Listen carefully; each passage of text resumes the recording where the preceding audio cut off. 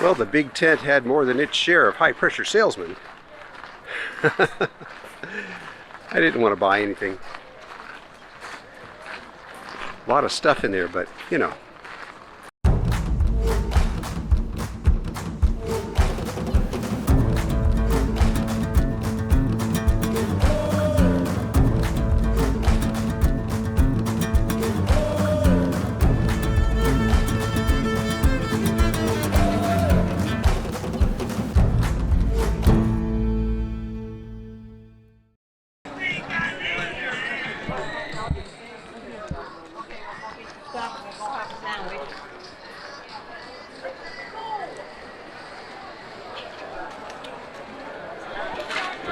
Well, we're just entering the tent here near Tyson Wells in Quartzsite, the big tent.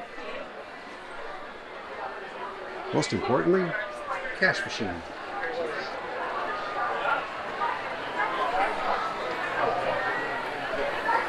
Do you want me to hold these for you while you shop? Down here?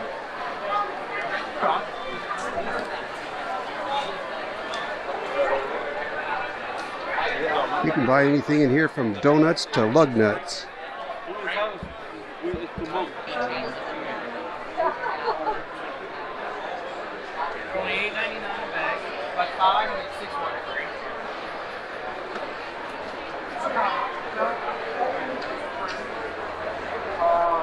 This is the desert hot. Jerky, jewelry,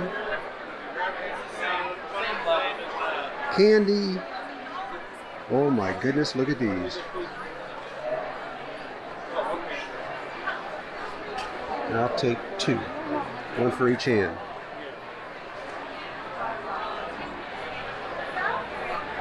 Yep.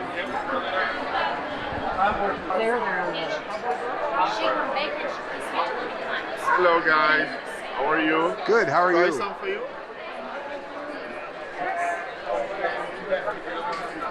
Yeah, we're good. Of course, you can find anything RV related here. Batteries, inverters, any piece of equipment you can imagine. They say that the tent this year is 1/3 shorter than normal, but it's still massive.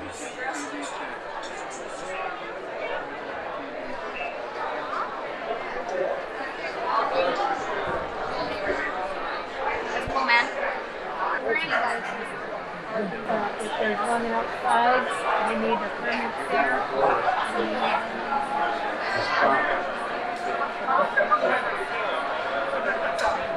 Just in case you need a foot massage.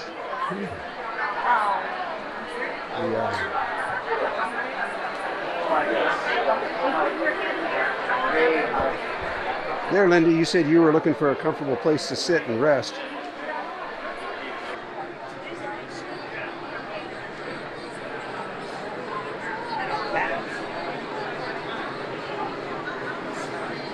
All that Damascus is hand forged, 226 layers on it. High carbon steel and low carbon high nickel. Lifetime warranty out of Houston, Texas.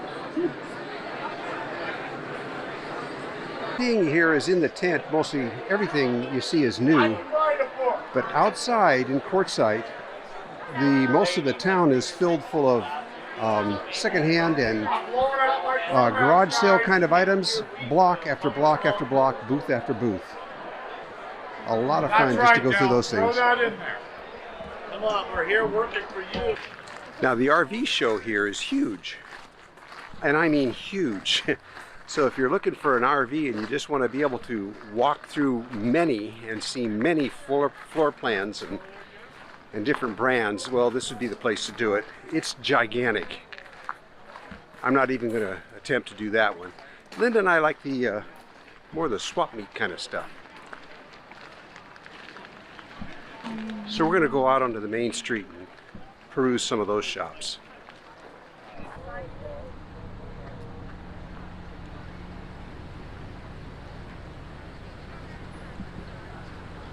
As you can see, it's a very busy place.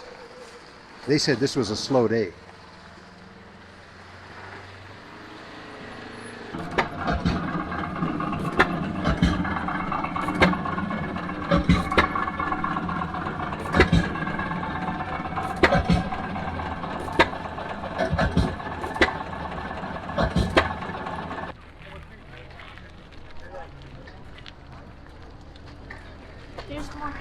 man. Good on there. Name and phone number on that one. It's a free raffle. You might as well. You can get them in the light tan, the dark brown, the black, or the rust color. Oh man, ain't nobody gonna me like they did. If you guys see anything you like, let me know. I can help with prices, okay? You're welcome. Almost free. Almost, that's right. Actually, we go down the next one. Almost free.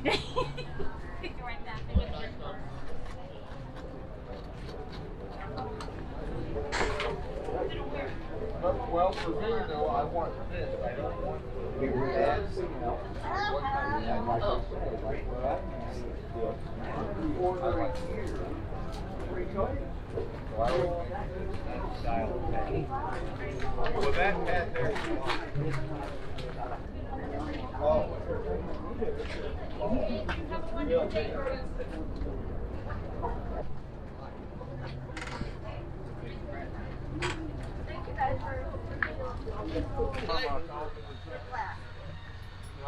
Have a good one. It's all made where I live in Minnesota for production. There's nothing better out there. Cars out there. Yes, it's pretty bad. I can wear glasses. Thank you, sir. Uh-oh, you go have coffee somewhere.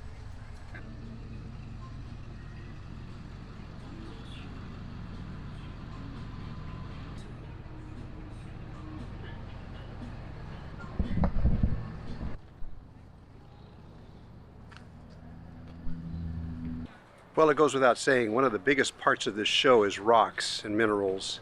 I didn't even cover that, but there's just tons and tons of anything you can imagine. Beautiful stuff. Now, I know some of you are going to mention it, so I may as well say it. Arizona does not have a mask mandate, just like South Dakota. You can choose to wear one or not. It's your choice. Some counties have a mask mandate in Arizona. Maricopa County and Yuma County. And some stores require you to wear one to go in. Otherwise, That's why we have our masks. yeah, that's why we have our masks. Well, this is peak season in Quartzsite, and we've never been here during peak before. This is middle of January, and we had to see the big tent and all the swap meets and everything, and we saw it. We don't need to see it again. It was interesting because it was so grand. I mean, there was so many vendors. It was pretty cool, but that's just not my thing. So now we're back out in the desert and just enjoying the peace and quiet. There's something up here I wanted to show you.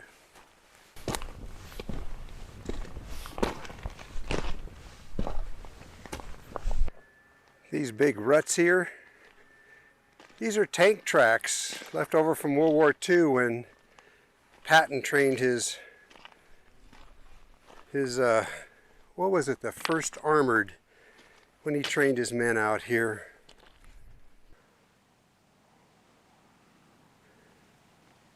Here's a couple more here. Wide apart, very square.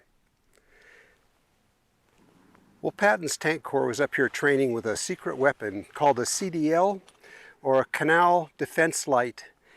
It was a million candle power light that was like a strobe that they mounted on their tanks instead of guns. And they would go up to the front lines, and the idea was to disorient and blind the enemy. They went ashore at Normandy and fought the rest of the way through the war, crossed the Rhine into Germany. So yeah, they used them all during the war, but this is where they trained, was up here in the mountains, and it was top secret. The soldiers referred to them as Gizmos. Way off in the distance, it's not that far, it's about 5 miles. It looks a lot further with this wide-angle lens. I look a lot taller in my shadow too. That's the town of Bouse. There's not too much there, but that's where their hospital was, and their supplies and stuff like that during World War II. They were stationed down there in Bouse.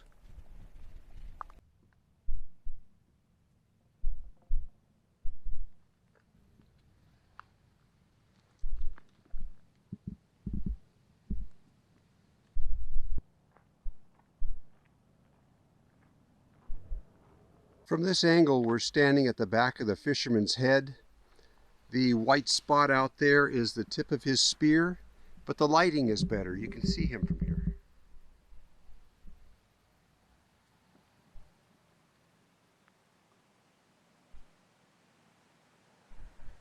So the age of the Bouse fisherman is actually unknown, but it's estimated to be anywhere from 500 to 2,000 years old. And it's just a matter of just removing a little top layer of rocks out here in the desert, but it's lasted all this time. It just scooped out maybe originally, well, I don't know. Right now it's just a few inches deep, if that. So if you're wondering about those tank tracks from 1940, oh yeah, those are Patton's tanks.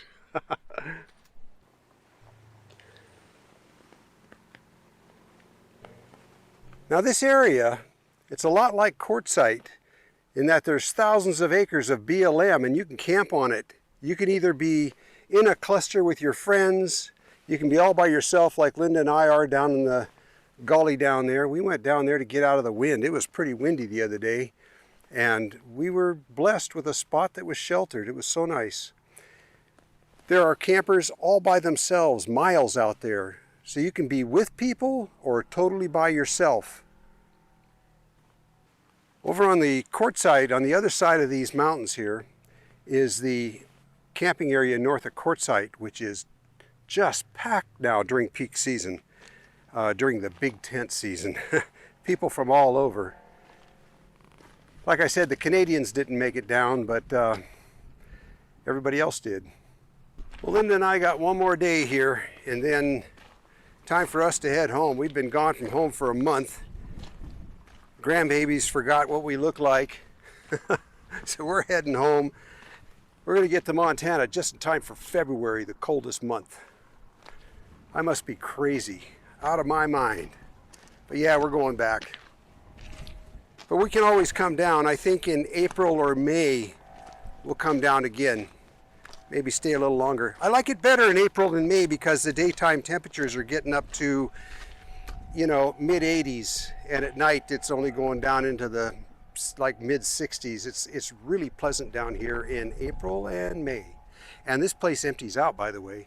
Long about March, these people go home. So, you know, April and May is a great time to come down to Arizona. It's not too hot yet, and it's peaceful and quiet. Well, Linda was making coffee when I left camp. Afternoon coffee. And I'm looking forward to a cup. Two things I like best during the day. Morning coffee and afternoon coffee. Well, we had an interesting thing happen last night. I had just fallen asleep when a coyote woke me up. And he was close, you know. He wasn't in the distance, howling in the distance. He was real close. Well, it didn't bother me any, but the next thing that happened was the whole pack of them were right here next to the trailer. And I mean,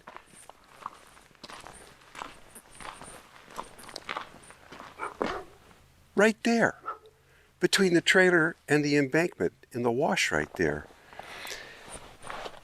I couldn't see how many, it was dark out.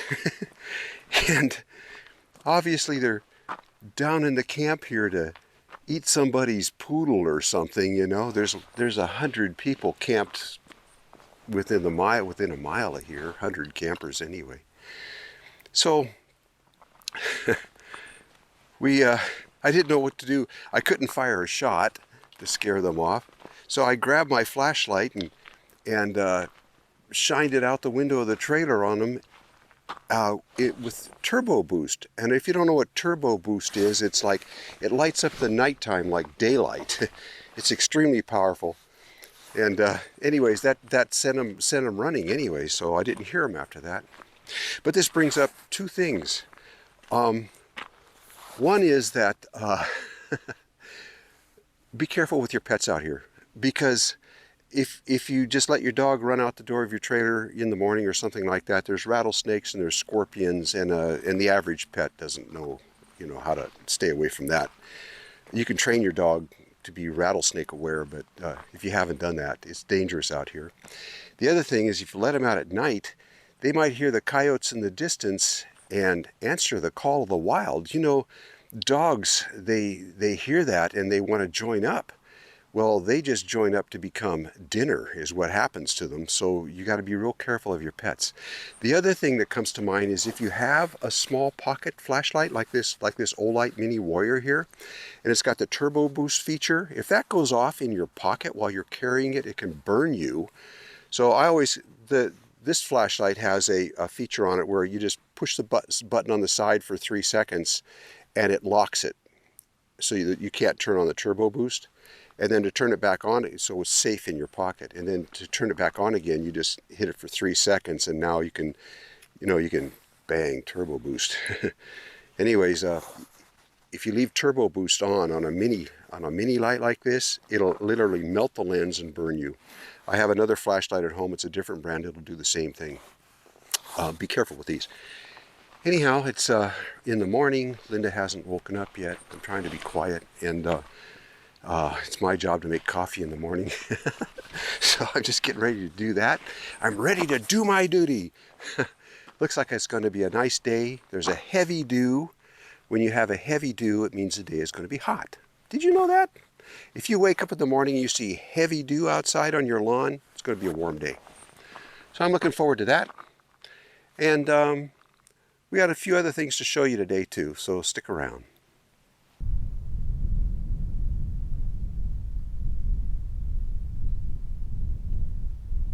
Camping on the Bouse side is more hilly, more undulating, more interesting campsites, really beautiful.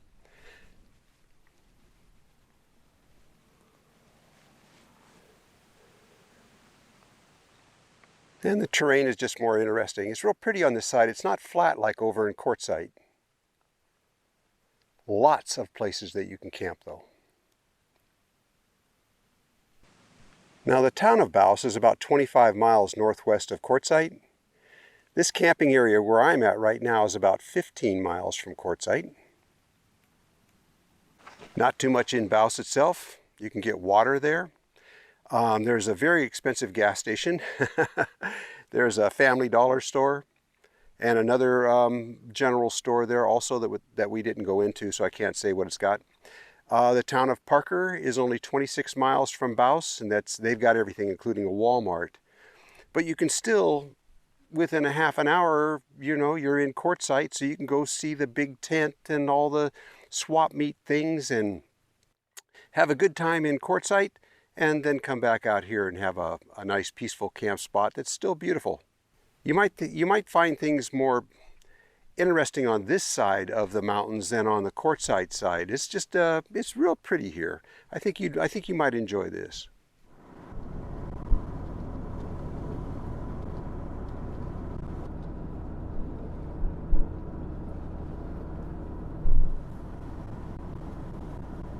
The BLM land goes right down to Bouse, so you can actually camp on BLM land and walk to the post office if you want to.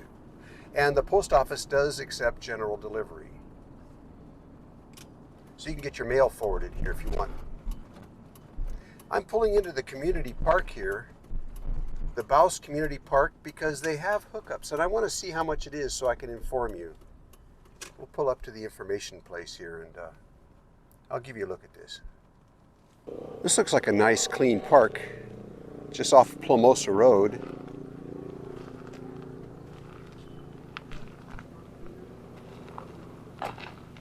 And back in the corner over there I see restrooms.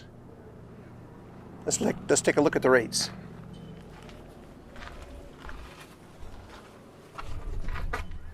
Dry camp, $8. Water only, $10. And with electricity and water, $14 a night. And the weekly, you can read the weekly underneath that, and monthly. So electricity and water, $160 plus $16 Don't know what that is, but anyways, that would be for a month, $176. Oh no, it's something about electricity and water. Plus electricity and water, $160, plus 16 cents a kilowatt hour. I think that's what that says.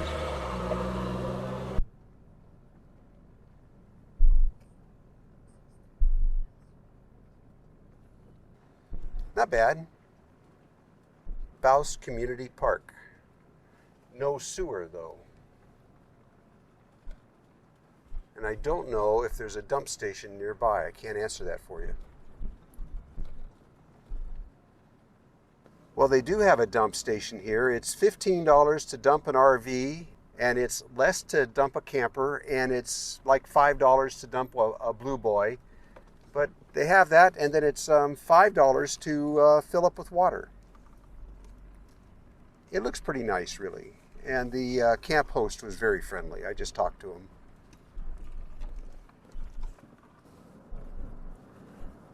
Well, now we're going to go check out the Bouse transfer station because you got to be able to dump your trash. So that's what we're going to go look at now.